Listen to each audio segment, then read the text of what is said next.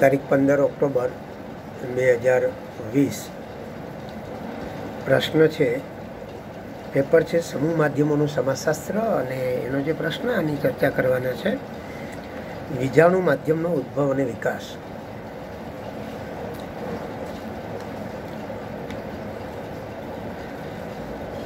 વીજાણુ સમૂહ માધ્યમનો ઉદ્ભવ કોઈ એક જ સમયે થયો નથી, પરંતુ ક્રમશઃ ટેકનોલોજીનો વિકાસ થતો ગયો તે મુજબ તેનો ઉદ્ભવ અને વિકાસ થયો છે. દરેક માધ્યમ કોઈ એક શોધનું પરિણામ છે અને તેમાં નવા સંશોધનો થતા રહેતા હોવાથી નવીનતા ઉમેરાયા અને માધ્યમોમાં નાવીન્યસભર વિકાસ નિરંતર ચાલતો રહ્યો. વીજાણુ માધ્યમોમાં મુખ્યત્વે રેડિયો, ટેલિવિઝન, ચલચિત્રો અને ઇન્ટરનેટ જેવા માધ્યમો ઉદ્ભવ અને વિકાસની સમજ મેળવી. રેડિયો. વીજાણુ માધ્યમોમાં ટેલિફોન બાદ રેડિયો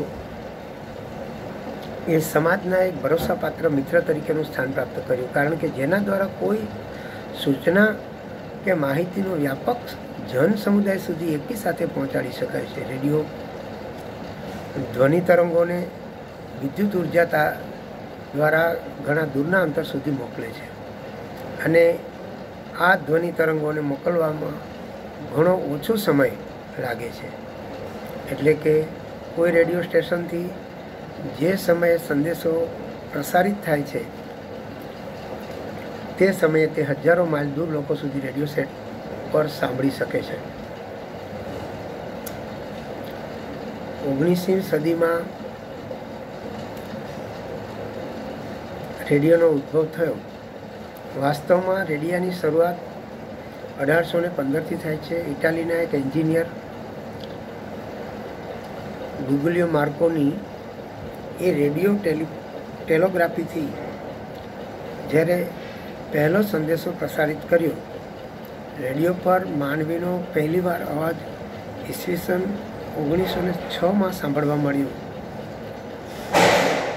અત્યારે સંભવ બન્યું કે જ્યારે અમેરિકાના લીડી ફાસ્ટેટે પ્રયોગના સંદર્ભે સમાચાર પ્રસારણ કરવામાં સફળતા મળી. આ પ્રથમ સમાચાર સંયુક્ત રાષ્ટ્રના રાષ્ટ્રપતિની ચૂંટણીના પરિણામની ઘોષણા હતી.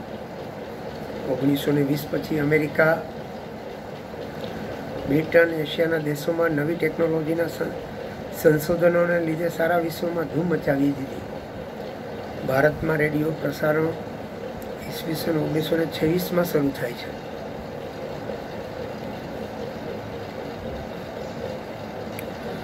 મુંબઈ, કલકત્તા અને મદ્રાસમાં વ્યક્તિગત રેડિયો ક્લબ શરૂ થઈ હતી.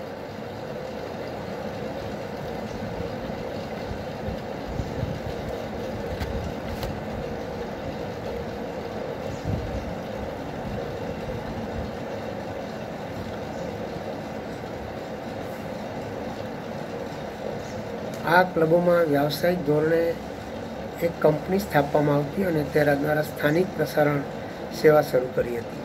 1926માં તે સમયની ભારત સરકારે આ પ્રસારણ કંપનીને સમગ્ર દેશમાં પ્રસાર કેન્દ્ર સ્થાપવા લાયસન્સ આપ્યું.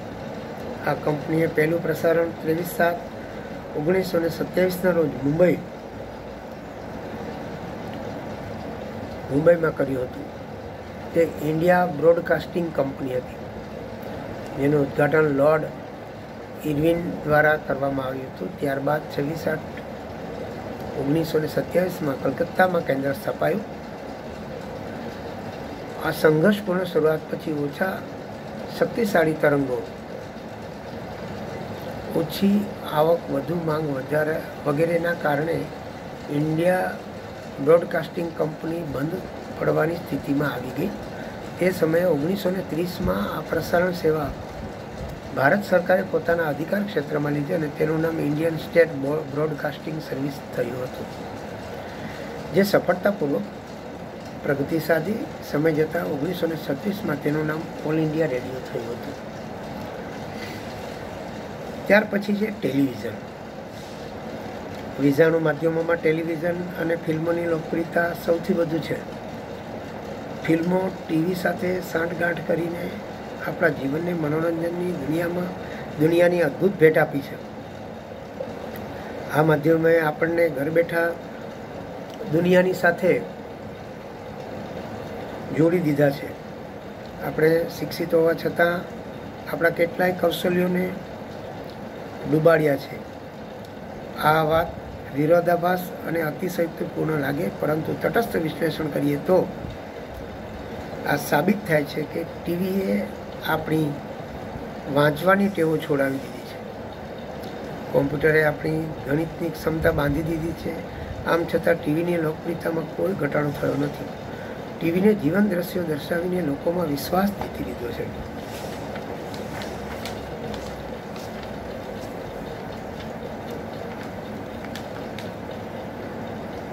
ખર્ચાળ માધ્યમ હોવા છતાં તેનો પ્રભાવ દરેક વર્ગમાં જોવા મળે છે. વિશાળ જનસમુદાયમાં લોકો ટીવીનો જાદુ સવાર થયેલો છે. માણસ વર્તમાનપત્રના સમાચાર વાંચે છે, તે ટીવીના પણ સમાચાર જુએ છે. આથી ટીવીએ માણસને પરિવર્તિત કરી દીધું છે. ટીવીનો આવિર્ભાવને માત્ર 100 વર્ષ થયા છે. 1890માં માત્ર તસવીરો પ્રસારિત કરવાની ટેકનિકનો વિકાસ થયો હતો. 1930માં બ્રિટનમાં ટીવી એક ઘરેલું બની ચૂક્યું હતું. જો કે વિશ્વનું પહેલું નિયમિત ટેલિવિઝન પ્રસારણ સાર્વજનિક સ્વરૂપમાં 1936માં શરૂ થયું. તસવીરોને પ્રભાવશાળી રીતે પ્રસારિત કરનાર પહેલું ઉપકરણ 1925માં જે એલ બેચર્ડે બનાવ્યું હતું. તેના 2 વર્ષ બાદ બેલ ટેલિફોન કંપનીમાં કામ કરનાર એક એન્જિનિયર CF જેક્સંગે અમેરિકામાં પ્રસારિત તસવીરો દર્શાવી હતી. શરૂઆતનું ટેલિવિઝન યાંત્રિક સ્વરૂપે હતું, આજે ઇલેક્ટ્રોનિક સ્વરૂપે, અને તે હવે ડિજિટલ યંત્ર મટીને ઇલેક્ટ્રોનિક પ્રણાલીમાં રૂપાંતર થતાં સ્ક્રીન પર તસવીરની ગુણવત્તામાં વધારો થયો. તેથી દ્રશ્ય અને અવાજને સાથે જોડી એક નવા સ્વરૂપે ટીવી સાર્વજનિક બન્યું છે. ભારતના પ્રાયોગિક ટીવી કેન્દ્રનું ઉદ્ઘાટન 1559માં દેશના પ્રથમ રાષ્ટ્રપતિ ડૉક્ટર રાજેન્દ્ર પ્રસાદના હસ્તે થયું હતું. 1/4/1976 સુધી ટેલિવિઝન આકાશવાણી સાથે જોડાયેલું હતું. પછી તે દૂરદર્શન નામથી અલગ પડ્યું અને સ્વતંત્ર રૂપે અસ્તિત્વમાં આવ્યું.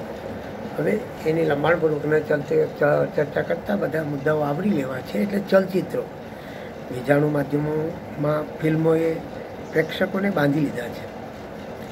તેમાં સુંદર અને આકર્ષક દ્રશ્યો, પ્રભાવપૂર્ણ ધ્વનિ, અવાજ, સંગીત અને ગતિ અને મનોરંજનપૂર્ણ રોચકતા અને કલ્પનાશીલતા જેવા ચુંબકીય પ્રવૃત્તિએ દર્શકોને તેના મોહપાસમાં બાંધી લીધા. ઊંચી ટેકનિક્સ અને નવા પ્રયોગોએ તેની સુવિધાજનક અને ઓછા ખર્ચાળ બનતા ચલચિત્રોની લોકપ્રિયતા અને વ્યાપકતા પ્રાપ્ત થઈ છે. ફોટોગ્રાફીની સાથે ફિલ્મોની ઘનિષ્ઠ સંબંધ છે. ઈસવીસન 1820માં ઓપ્ટિકલ રમકડાના રૂપે તેનો પાયો નંખાયો હતો, પરંતુ તે સ્થિર ચિત્રોના રૂપે હતા. તે સ્થિર ચિત્રોમાં ગતિશીલ બનાવવામાં 1878માં એડવર્ડ મુથા બ્રીન દ્વારા પ્રયત્ન થયા. બાદમાં ઈસવીસન 1890માં થોમસ અલ્વા એડિસને કાઇનેટોસ્કોપ દ્વારા ફિલ્મની વાસ્તવિકતા ભવિષ્ય નક્કી કરી દીધું. અંદર ફિલ્મોને એકદમ નવો મોડ આપી અકલ્પનીય ભેટ સમાજને આપી છે. લ્યુમિયર ભાઈઓનું નામ પણ પ્રારંભિક પ્રયત્નોમાં ગણનાપાત્ર છે. તો એ ફિલ્મોનો વ્યવસાયના રૂપમાં સૌ પ્રથમ શરૂઆત કરી 28/12/95માં તેઓએ પેરિસમાં પ્રથમ ફિલ્મ પ્રદર્શિત કરી હતી. જ્યારે જાર્નેસ મેલિસે ઈસવીસન 1897માં પેરિસ નજીક દુનિયામાં પ્રથમ સ્ટુડિયોની સ્થાપના કરી અને તે સ્ટુડિયોનું નામ પેથે ગાર્મેન્ટ હતું.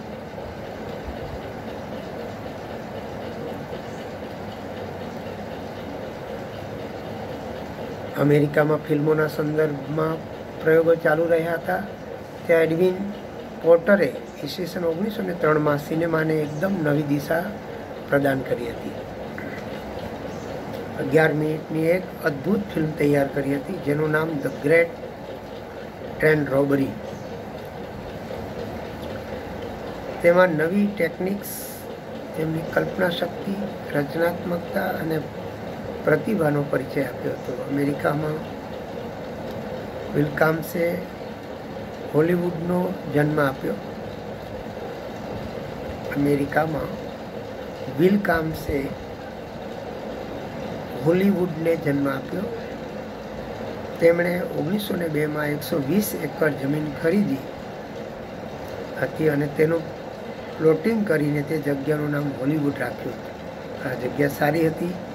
આખું નામનું વાતાવરણ સુંદર અને આકર્ષિત હતી. આ પ્રોપર્ટી ડીલર પાસેથી કેટલી કંપનીઓએ જમીન ખરીદીને પોતાના ફિલ્મ સ્ટુડિયો બનાવ્યા હતા. ભારતમાં પહેલો ફિલ્મ શો 7/7/1996માં થયો હતો. ફ્રાન્સમાં બે ભાઈઓએ ઓગસ્ટ લુમ્ટે અને ઓગસ્ટ લુઈસે આ પ્રથમ શો કર્યો હતો.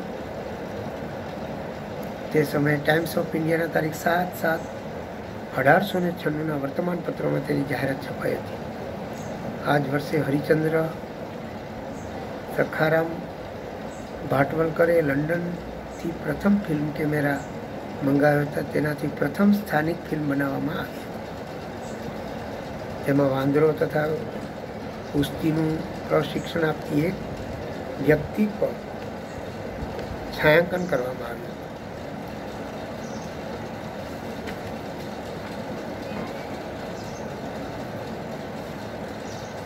મિત્રો, એના પછી છેલ્લું માધ્યમ છે ઇન્ટરનેટ. માહિતી અને પ્રસારણના વીજાણુ માધ્યમમાં નવીનતમ ક્રાંતિ ઊભી કરવાનું કાર્ય કરનાર ઇન્ટરનેટ નેટવર્કિંગ છે.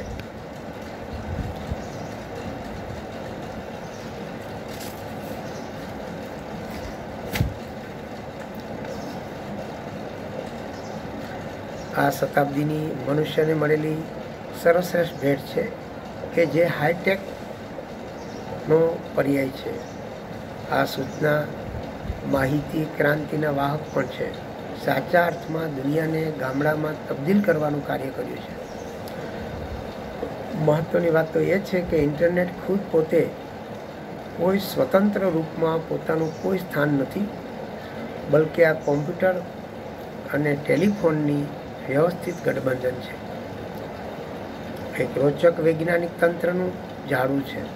તેને કેટલાક લોકો વર્લ્ડ વાઇડ વેબ, વિશ્વવ્યાપી તરંગ કહે છે, પરંતુ ઇન્ટરનેટના તજજ્ઞો તેની સાથે સહમત નથી. જોકે તેને cyber press, the net, super highway વગેરે નામ ઓળખવામાં આવે છે. ઇન્ટરનેટના વિકાસ અને ઉદ્ભવ સંયુક્ત રાજ્ય અમેરિકાની રાષ્ટ્રીય વિકાસ એકેડેમી દ્વારા ઈસવીસન 1990માં કર્યો. જોકે તેનો જન્મ ઈસવીસન 1969માં થયો એવું માનવામાં આવે છે. કેલિફોર્નિયાના વિદ્યાર્થી લિયોનાર્ડ પુલિનરાક દ્વારા સૂચનાનું આદાન પ્રદાનમાં નેટવર્કનું કામ થયું હતું, જે અમેરિકન સુરક્ષા એજન્સી દ્વારા કરવામાં આવ્યું હતું, જે આજે વિવિધ ખાનગી કંપનીઓના હાથમાં ચાલે છે, કે જે સમગ્ર વિશ્વના નાના નાના ગામો સુધી આ સેવા ઝડપથી આગળ વધી રહી છે. બહેનો, આપણે સમયના અભાવને કારણે હવે પછી